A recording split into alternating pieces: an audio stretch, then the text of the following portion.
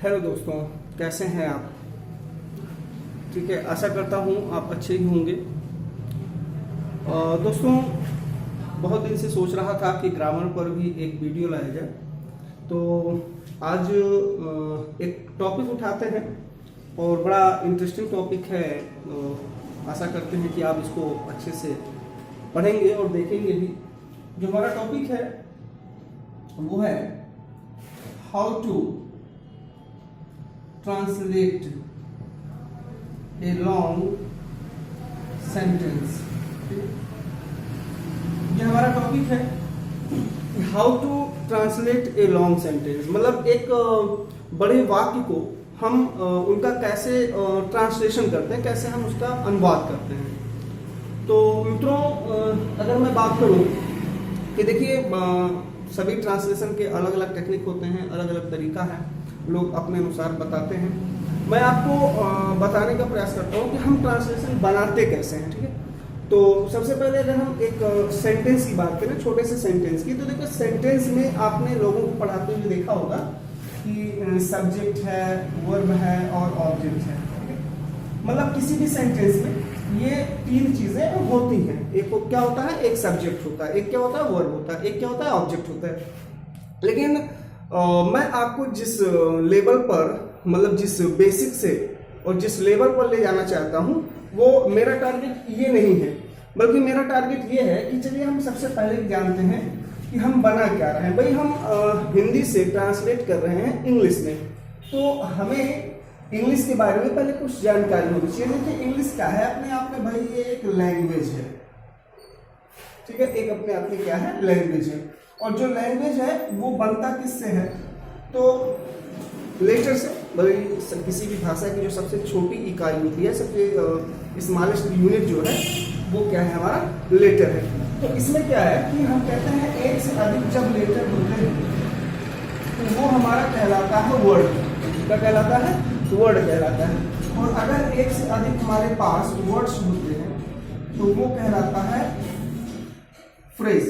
क्या कहलाता है, फ्रेज। और अगर एक से अधिक फ्रेजेस हैं तो उनको हम यहाँ सेंटेंस में नाम दे सकते हैं कि वो क्या होते हैं, सेंटेंस होते हैं। ठीक है, तो मतलब हमें जो ट्रांसलेशन करना है वो तीन बेस पर करना है। मतलब हम क्या सेंटेंस का ट्रांसलेशन कर रहे हैं, पहली चीज। और सेंटेंस का ट्रांसलेशन हम किस बेस पर करेंगे, हम वर्ड के बेस पे करेंगे और फ्रेज के बेस पे। होता क्या है, हम सब प्रयास करते हैं वर्ड पे चले, लेकिन कभी कभी हमको फ्रेज भी लेके चलना होता है। तो हम यहाँ आपको फ्रेज के अकॉर्डिंग ट्रांसलेशन सिखाएंगे। फ्रेज को हम कहते हैं उपवाक्य, हिंदी में क्या बोलते हैं, सॉरी, और हिंदी में इसको वाक्यांश बोलते हैं। क्या बोलते हैं, वाक्यांश बोलते हैं।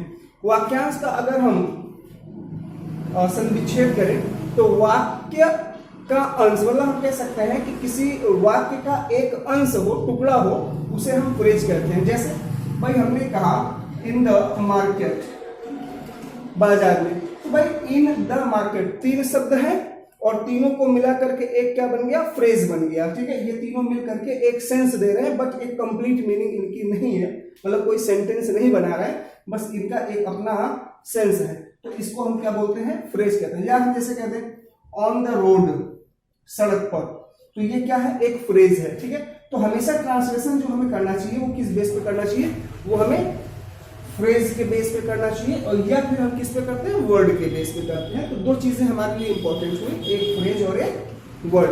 तो फ्रेज क्या है, शब्दों का एक समूह है, दो तीन शब्दों से मिलकर बना है, जिसका अपना एक सेंस है, लेकिन ये अपना कंप्लीट मीनिंग नहीं दे पाता है। ठीक है, तो अब हम लोग क्या सीखते हैं कि फ्रेज और वर्ड तो हो गया, हमको ट्रांसलेशन इसी बेस पे करना है। तो ट्रांसलेशन करते कैसे, तो देखिए पहले हम सेंटेंस का स्ट्रक्चर देखते हैं। ठीक है, सबसे पहले क्या होता है, सब्जेक्ट होता है, फिर क्या होता है, वर्ब होता है, फिर क्या होता है, ऑब्जेक्ट होता है। तो भाई ये बातें तो सभी जानते हैं, कुछ लोग नहीं भी जानते होंगे, कोई बात नहीं, जो नहीं जानते हैं उनको हम सिखाएंगे, और जो जानते हैं वो इसके आगे भी देखेंगे। तो इसके बाद जो आता है वो होता है कॉम्प्लीमेंट और एडवर्ब। ठीक है, अब होता क्या है कि जब किसी भी सेंटेंस में कॉम्प्लीमेंट आ गया, किसी भी सेंटेंस में एडवर्ब आ गया, तो यही हमारे मतलब हमारे लिए एक समस्या क्रिएट करता है, मतलब ट्रांसलेशन में हमें थोड़ी सी समस्या देता है। ठीक है, तो ध्यान देंगे सब्जेक्ट है, वर्ब है, ऑब्जेक्ट है, कॉम्प्लीमेंट है और एडवर्ब है। ये हमारा एक सेंटेंस का पार्ट है, यानी एक सेंटेंस में हम 5 चीजों को लेकर चलते हैं। ठीक है, सब्जेक्ट, वर्ब, ऑब्जेक्ट सभी बताते हैं। आप इसमें थोड़ा कॉम्प्लीमेंट और एडवर्ब को भी जोड़ लीजिए, क्योंकि कॉम्प्लीमेंट ये हमेशा आपके लिए समस्या उत्पन्न कर देता है। ठीक, अब बात आती है कि चलिए ठीक है, ये चीजें तो होती हैं। अब बहुत से लोग ये हैं कि जैसे लोग कहते हैं कि सर हमको जो है इसमें सब्जेक्ट क्या है सेंटेंस में नहीं पता चल पाता, या इसमें एडवर्ब क्या है नहीं पता चल पाता। तो चलिए हम आपसे बात करते हैं। देखिए, अगर हम सबसे पहले बात करें तो किसी भी सेंटेंस में सब्जेक्ट है, वर्ब है, ऑब्जेक्ट है, कॉम्प्लीमेंट, अगर एडवर्ब नहीं है तब भी वो अपने आप में एक क्या है, एक सेंटेंस है। ठीक है, कभी क्या होता है कॉम्प्लीमेंट और एडवर्ब दोनों नहीं है, केवल 3 चीज है, सब्जेक्ट, वर्ब और ऑब्जेक्ट, तब भी वो अपने आप में क्या होगा, एक सेंटेंस होगा। कभी केवल 2 चीजें हो, सब्जेक्ट और वर्ब, और क्या ना हो, ऑब्जेक्ट, कॉम्प्लीमेंट और एडवर्ब ना हो, केवल 2 ही चीज हो, जैसे वह जाता है। ठीक है, वह जाता है, सब्जेक्ट और क्या है, वर्ब है, ये भी अपने आप में एक सेंटेंस है। कभी कभी जानते हैं सब्जेक्ट भी नहीं होगा, केवल क्या होगा, वर्ब होगा, बाकी कुछ नहीं होगा। मतलब केवल वर्ब ही अकेला एक सेंटेंस के बराबर होता है, जिसको हम कहते हैं इंपरेटिव सेंटेंस। तो यानी एक अकेला वर्ब जो है वो सेंटेंस के बराबर है। तो अब यहाँ क्या निष्कर्ष निकल रहा है, तो यहाँ निष्कर्ष यही निकलता है, ठीक है, कि वर्ब जो होगा वो सेंटेंस में सबसे इंपॉर्टेंट रोल अदा करेगा। मतलब अगर कोई चीज सबसे इंपॉर्टेंट यहाँ है तो वो क्या है, वो वर्ब है। ठीक है, एक सेकेंड,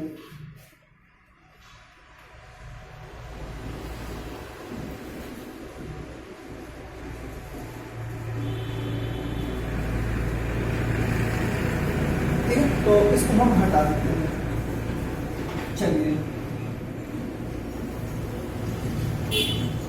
ठीक है, तो अगर मित्रों बात करें तो हमने कहा कि सबसे इंपॉर्टेंट रोल कौन अदा करता है, वो करता है हमारा वर्ब। तो अब देखिए वर्ब होता कहाँ है, हम पहचानेंगे कैसे।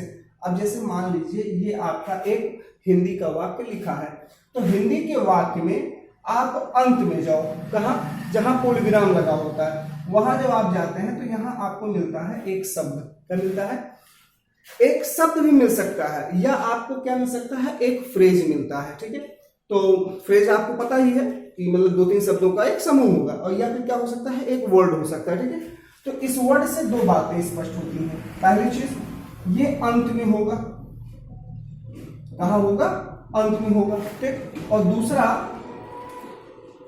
किसी काम का करना या होना पाया जाएगा। ठीक, तो वर्ब का डिफिनेशन यही है कि किसी काम का करना या होना पाया जाए, वही क्या कहलाता है, वर्ब कहलाता है। लेकिन एक बात विशेष ध्यान रखिएगा कि वर्ब हमेशा वाक्य के अंत में होना चाहिए। अब आप कहेंगे सर अंत में क्यों, तो देखिए कभी कभी क्या होता है, अगर अंत में नहीं होता है, थोड़ा सा मैं नीचे कर लेता हूं कैमरा,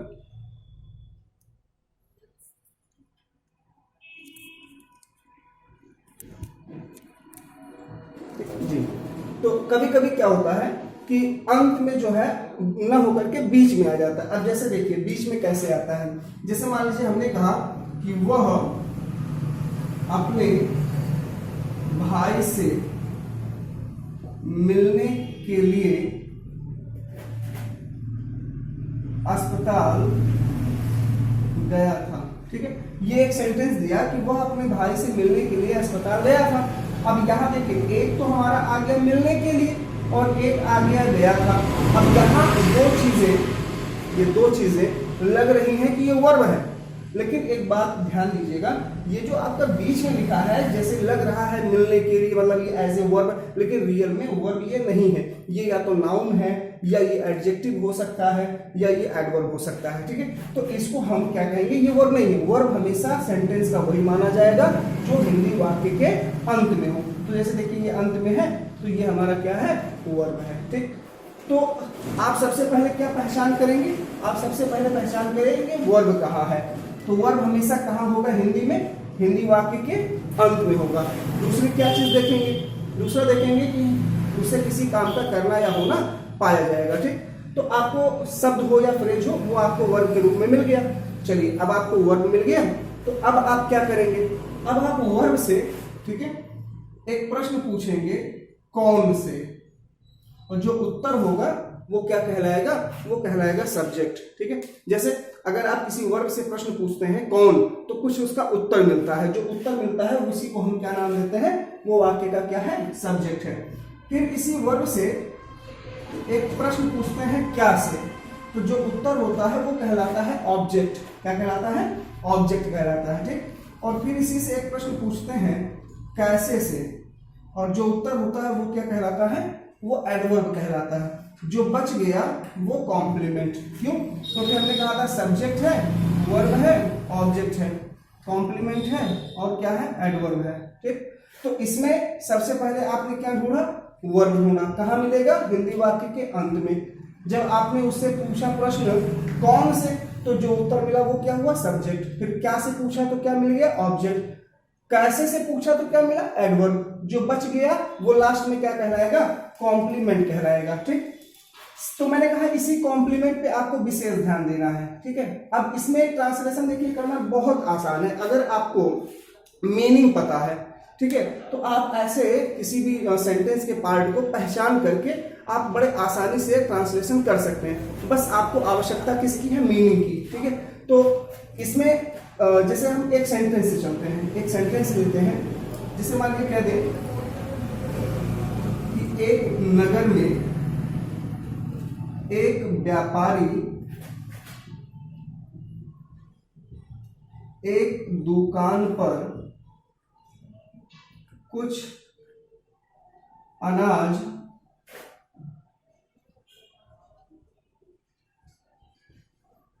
चालाकी पूर्वक बेच रहा था। ठीक है, ये आपका एक सेंटेंस है। ठीक है, अब इसका हमें ट्रांसलेशन करना है। अब कुछ लोग कहेंगे सर मुझे तो ट्रांसलेशन आता ही नहीं। कोई बात नहीं, आपको ट्रांसलेशन नहीं आता है, आप शुरुआत करिए। कैसे शुरू करना है ये तरीका मैं बताता हूँ। ठीक है, बस आपको क्या आनी चाहिए, आपको मीनिंग आनी चाहिए। जैसे व्यापारी है तो मर्चेंट है, दुकान है तो शॉप है। ठीक है, बेचने की मीनिंग से, मतलब मीनिंग आपको पता होनी चाहिए। बाकी तरीका क्या है मैं आपको बताता हूँ कि कैसे हम ट्रांसलेशन बनाते हैं। तो सबसे पहले हमने कहा किसी भी वाक्य में हमें क्या ढूंढना है, वर्ब ढूंढना है। और वर्ब कहाँ मिलेगा, हमेशा हिंदी वाक्य के अंत में। तो देखिए ये है हमारा एक वाक्य, हम अंत में गए तो यहाँ पे एक चीज दिखा मिल गया, बेच रहा था। ठीक है, ये अंत में है, सही है। किसी काम का करना या होना पाया जा रहा है, जी बिल्कुल सही। इसमें कौन सा काम हो रहा है, बेचने का। इस बेचने के काम को हम यहाँ कहेंगे कि ये क्या है, वर्ब है। तो आपको वर्ब मिल गया। अब ये कोई शब्द नहीं है, एक फ्रेज है। ठीक है, 3 शब्दों का एक फ्रेज है। तो ठीक है, ये वर्ब हो गया। अब इसी वर्ब से प्रश्न पूछते हैं क्या, कौन से, तो कौन बेच रहा था, तो उत्तर क्या मिल रहा है, एक व्यापारी। ये क्या हो गया, वाक्य का सब्जेक्ट हो गया। फिर इसी से पूछते हैं क्या, क्या बेच रहा था, तो यहाँ मिलता है कुछ अनाज। ये क्या हो गया, ऑब्जेक्ट हो गया। फिर पूछते हैं कैसे, कैसे बेच रहा था, तो चालाकी पूर्वक। ये क्या हो गया, एडवर्ब हो गया। ठीक है, तो हमने कहा सब्जेक्ट मिल गया, वर्ब मिल गया, ऑब्जेक्ट मिल गया, एडवर्ब मिल गया। जो बच गया सब क्या मिल गया, बचा सब कॉम्प्लीमेंट। तो देखो एक हो गया, एक नगर में कॉम्प्लीमेंट 1, और एक दुकान पर कॉम्प्लीमेंट 2। ठीक, 2 कॉम्प्लीमेंट है। अब अगर हम कॉम्प्लीमेंट की बात करें तो देखिए जो कॉम्प्लीमेंट होता है ये 2 प्रकार का होता है। एक होता है सब्जेक्टिव कॉम्प्लीमेंट, सब्जेक्टिव कॉम्प्लीमेंट, और एक होता है प्रेडिकेटिव कॉम्प्लीमेंट या ऑब्जेक्टिव कॉम्प्लीमेंट। ठीक है, जो सब्जेक्ट के मीनिंग को पूरा करे। देखिए कॉम्प्लीमेंट की हिंदी होती है पूरक, जो अर्थ को पूरा करता है, मीनिंग को पूरा करता है। अगर वो सब्जेक्ट का मीनिंग पूरा कर रहा है तो वो क्या है, सब्जेक्टिव कॉम्प्लीमेंट है। अगर वो प्रेडिकेट के पार्ट में है, प्रेडिकेट की मीनिंग को पूरा करता है तो प्रेडिकेट के पार्ट में होता है, वो प्रेडिकेटिव होता है। तो देखिए ये क्या है, एक व्यापारी सब्जेक्ट है, और उसके पहले लिखा है एक नगर में, तो इसका मतलब इसके पहले है, तो ये किसके लिए आया है, ये सब्जेक्ट के लिए आया है। ये क्या है, सब्जेक्टिव कॉम्प्लीमेंट है। ये देखिए सब्जेक्ट के बाद दूसरा कॉम्प्लीमेंट दिया है, किसके लिए है, ये ऑब्जेक्ट के लिए है, तो ये क्या है, ऑब्जेक्टिव कॉम्प्लीमेंट। ठीक है, तो 2 अलग अलग कॉम्प्लीमेंट होंगे। तो हमें सबसे पहले लिखना क्या है, हमें लिखना है सब्जेक्ट। ठीक है, तो सब्जेक्ट हमारा क्या है, एक व्यापारी, तो हम चाहें तो पहले कॉम्प्लीमेंट ही इसका बना दें, मतलब एक नगर में, तो इन ए सिटी। अब कोई कहेगा सर यहाँ इन पहले क्यों ले आए, तो सुनिए, क्योंकि ये क्या है, प्रेपोजिशन है। इन क्या है, एक प्रेपोजिशन है। अगर हम इस नाम को तोड़े तो प्री मतलब होता है पहले और पोजीशन मतलब होता है स्थिति, यानी वह शब्द जिसकी स्थिति पहले हो, जैसे में, पर, के लिए, ये सब क्या है, प्रेपोजिशन। तो इसकी मीनिंग हमेशा पहले लगानी चाहिए। किसके पहले, जिसके बाद लिखा है। तो देखो एक नगर के बाद ये लिखा है तो इसकी मीनिंग पहले लगाओ। तो में के पहले हमने क्या लाया, इन, और फिर क्या लिखा, ए सिटी। तो प्रेपोजिशन हमेशा पहले आता है, ठीक है। तो देखते हैं, तो इन ए सिटी, ये कॉम्प्लीमेंट हो गया। काम करते हैं, कॉमा लगा लेते हैं। क्या लिखना है, सब्जेक्ट लिखना है, तो ए मर्चेंट, ठीक। तो कॉम्प्लीमेंट हो गया, उसका क्या हो गया, सब्जेक्ट हो गया। तो इन a city a merchant, subject हो गया। चलिए, उसका कॉम्प्लीमेंट हो गया। अब क्या चाहिए, वर्ब चाहिए। क्या लिखा है, बेच रहा था, तो वाज सेलिंग। अब कुछ लोग कहेंगे सर हमें टेंस नहीं आता, कोई बात नहीं, ये क्या है, वर्ब है। अभी आगे हम आपको वीडियो में बताएंगे कि जो वर्ब होता है वो 7 प्रकार का होता है, मतलब टेंस है, और नॉन फिनिट है, कॉजेटिव है, ऑब्लिक है, न्यूटर है, कंडीशनल है, ठीक है, इंडिपेंडेंट है, मतलब कई वर्ब है। तो इस पे हमारा कई वीडियो बनेगा। तो यहाँ आप अभी फिलहाल मान के चलते हैं कि अगर आपको नहीं पता है तो आप हिंदी में वैसे लिख दीजिए, क्या, कि बेच रहा था, ठीक है। तो हिंदी में वैसे आप लिख दीजिए, कोई फर्क नहीं पड़ता है। आगे हम लोग सीख रहे हैं, फिर आगे सीख लेंगे, ठीक है। तो अगर पता है तो लिख दीजिए, नहीं पता है तो उसको आप वैसे हिंदी में लिख दीजिए। इसके बाद क्या चाहिए, इसके बाद चाहिए हमको ऑब्जेक्ट। क्या है, कुछ अनाज, तो कुछ की इंग्लिश सम, और अनाज की इंग्लिश ग्रेन्स। तो हो गया सम ग्रेन्स। अब इसके बाद क्या चाहिए, तो इसके बाद इसका कॉम्प्लीमेंट होगा। तो क्या है, एक दुकान पर, तो देखिए पर क्या है, प्रेपोजिशन। कॉम्प्लीमेंट कहीं भी होता है, इसमें एक चीज लगा होता है, वो होता है प्रेपोजिशन। तो पर क्या है, प्रेपोजिशन। तो पहले इसकी मीनिंग लाई, तो इसकी मीनिंग क्या होती है, एट, और एक का एक, और दुकान का शॉप। तो ये क्या हो गया, कॉम्प्लीमेंट। फिर क्या चाहिए, एडवर्ब। तो एडवर्ब क्या है, चालाकी पूर्वक। ये क्या है, क्लेवरली, ठीक है। एडवर्ब का भी हम वीडियो आपको देंगे। एडवर्ब चूंकि बनाया जाता है, 2 तरह का एडवर्ब होता है, क्वाइंट एडवर्ब, एक रूटेड एडवर्ब, ठीक है। एक बनाते हैं, वो एक पहले से बने बनाए हैं, उनके यूजेस करने होते हैं, तो इसको हम अलग से अलग वीडियो आपका बनाएंगे। यहाँ जो इस वीडियो का बनाने का जो मेरा मेन पर्पस था, वो केवल एक चीज था कि हम इनमें पहचान पहले बढ़ाएं कि कौन सब्जेक्ट है, कौन वर्ब है, कौन ऑब्जेक्ट है, और फिर उनको हम एक पहचानने के बाद एक क्रम से लगाते हैं, ठीक है। तो आपका ये एक सेंटेंस जो मैंने दिया था, एक नगर में एक व्यापारी एक दुकान पर कुछ अनाज चालाकी पूर्वक बेच रहा था, वो आपका ट्रांसलेशन बन गया, in a city a merchant was selling some grains at a shop cleverly, ठीक है। तो ये आपने बना दिया। अब एक दूसरी बात करते हैं कि जैसे कि आप पहचान लिए हैं, ठीक है, तो उसको आप अपने सेंटेंस पे अप्लाई करिए, ठीक। चलिए ठीक है, फिर से एक इसको हटा करके, हाँ, इसको हटा करके एक दूसरा सेंटेंस देखते हैं और फिर से उसमें प्रयास करते हैं सीखने का।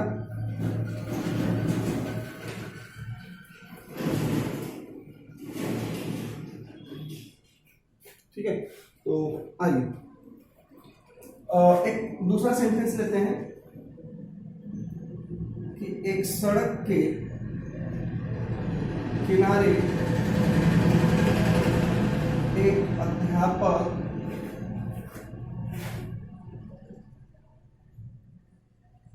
एक कमरे में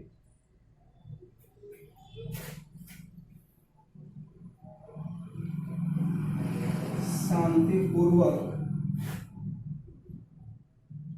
अंग्रेजी पढ़ा रहे हैं, ठीक। ये आपके पास एक सेंटेंस है जिसका हमें ट्रांसलेशन करना है कि एक सड़क के किनारे एक अध्यापक एक कमरे में शांतिपूर्वक अंग्रेजी पढ़ा रहे हैं, ठीक है। तो हम क्या करते हैं, इसका ट्रांसलेशन करते हैं, ठीक। तो सबसे पहले हमको क्या ढूंढना है, सबसे पहले हमको क्या ढूंढना है, वर्ब ढूंढना है। तो वर्ब मैंने कहा बताया, हिंदी वाक्य के बिल्कुल अंत में। तो देखिए अंत में गए, यहाँ हमको क्या मिल गया, पढ़ा रहे थे, ठीक। तो अंत में है, किसी काम का करना होना पाया जा रहा है, ये हमारा क्या हो गया, वर्ब। ये भी एक फ्रेज ही है, कोई शब्द नहीं है, ठीक। अब इसी वर्ग से हम प्रश्न पूछते हैं कौन कौन पढ़ा रहे थे, तो एक अध्यापक, ये हो गया हमारा सब्जेक्ट। फिर इसी से हम पूछते हैं क्या क्या पढ़ा रहे थे, अंग्रेजी, ये क्या हो गया, ऑब्जेक्ट हो गया। फिर इसी से पूछते हैं कैसे, तो पूछते हैं कैसे पढ़ा रहे थे, तो शांतिपूर्वक, ये क्या हो गया, एडवर्ब। तो क्या मिल गया, सब्जेक्ट, वर्ब, ऑब्जेक्ट और एडवर्ब। क्या बचा, कॉम्प्लीमेंट, कॉम्प्लीमेंट बचा। तो एक है हमारा एक सड़क के किनारे कॉम्प्लीमेंट 1, एक कमरे में कॉम्प्लीमेंट 2। कभी कभी सेंटेंस में 2 होते हैं, कभी 1 होते हैं, कभी 1 भी नहीं होते, कभी 3 4 भी हो सकते हैं, ठीक है। जितने भी हो आप उनको क्रम से बनाइए, कोई फर्क नहीं पड़ता। बस याद रखिए जो सब्जेक्ट के लिए है उसको सब्जेक्ट के पहले या सब्जेक्ट के बाद लगाते हैं, और जो ऑब्जेक्ट के लिए है वो ऑब्जेक्ट के बाद होता है। तो ये आपने पहचान लिया। अब आपको सबसे पहले क्या लिखना है, सब्जेक्ट लिखना है। लेकिन क्या सब्जेक्ट का कॉम्प्लीमेंट है, बिल्कुल है। एक सड़क के किनारे ये सब्जेक्ट के पहले है, तो मतलब ये किसके लिए आया है, सब्जेक्ट के लिए। तो पहले इन्हीं को बना लेते हैं, क्या कि डिसाइड, भाई के किनारे क्या है, प्रेपोजिशन है, इसकी मीनिंग पहले लो, यानी डिसाइड। और एक सड़क, रोड लगा दो काम, सब्जेक्ट लाओ, एक अध्यापक, टीचर, ठीक है। तो decide A road a teacher. अब चाहे तो हम इसको ए टीचर आगे करके इसको पीछे भी लिख सकते थे, कोई फर्क नहीं पड़ता। A teacher decide A road, कोई फर्क नहीं पड़ता, ठीक है। तो हमने क्या किया, पहले कॉम्प्लीमेंट निपटा लिए, फिर सब्जेक्ट। अब ये हमारा काम खत्म हो गया। अब क्या चाहिए, वर्ब चाहिए। वर्ब क्या है, पढ़ा रहे हैं, यही वर्ब है। तो अब चूंकि देखो इसमें भाई टेंस है, अब आपको कह रहे हैं सर टेंस नहीं है, तो देखो मैं आपको टेंस पढ़ाऊंगा। एक तो टेंस होता है कि सब्जेक्ट प्लस वर्ब की फर्स्ट फॉर्म प्लस ऑब्जेक्ट, या सब्जेक्ट प्लूरल में वर्ब की फर्स्ट फॉर्म में यस या ईएस, सिंगुलर में यस या ईएस। तो देखिए होता क्या है, ये सब रूल है। या सब्जेक्ट की बात कीजिए मार प्लस वर्ब की आईएनजी प्रेजेंट कंटीन्यूअस, या परफेक्ट में है से प्लस फर्स्ट। लेकिन मैं कहता हूं कि मैं बिना टेंस जाने भी ट्रांसलेशन बना सकता हूं। मैं आपको बना के दिखाऊंगा भी और आपसे बनवाऊंगा भी, ठीक है। बस ये है कि वो अपना अपना तरीका होता है, मैं अपने तरीके से इसको बनाता हूँ। वो चाहे एक्टिव वॉइस का सेंटेंस हो, चाहे पैसिव वॉइस का सेंटेंस हो, डजंट मैटर। रूल भी नहीं हमको याद करना है, रूल याद करने की जरूरत नहीं है। और जो बच्चे पढ़े होंगे मुझसे वो जानते होंगे कि बिना टेंस के भी हम सेंटेंस का ट्रांसलेशन बना सकते हैं, वो भी एक तरीके के तहत, मतलब एक तरीका होता है, उसके अकॉर्डिंग हम बनाते हैं। अब वो क्या है वो मैं आपको आगे जब वर्क स्टार्ट करूंगा उसमें जब मैं आपको टेंस के बारे में बताऊंगा, ठीक है, तो उसमें आपको बताऊंगा कि टेंस हम कैसे बनाते हैं। फिर अगर आपको पता है पढ़ा रहे हैं तो इस टीचिंग, अगर आपको पता है तो बना दीजिए, नहीं पता है तो आप ऐसे लिख दीजिए पढ़ा रहे हैं, ठीक है।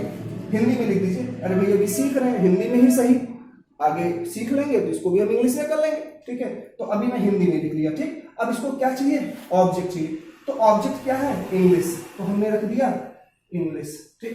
अब क्या चाहिए, कॉम्प्लीमेंट चाहिए। तो देखिए एक सब्जेक्टिव कॉम्प्लीमेंट तो हो चुका है, अब किसका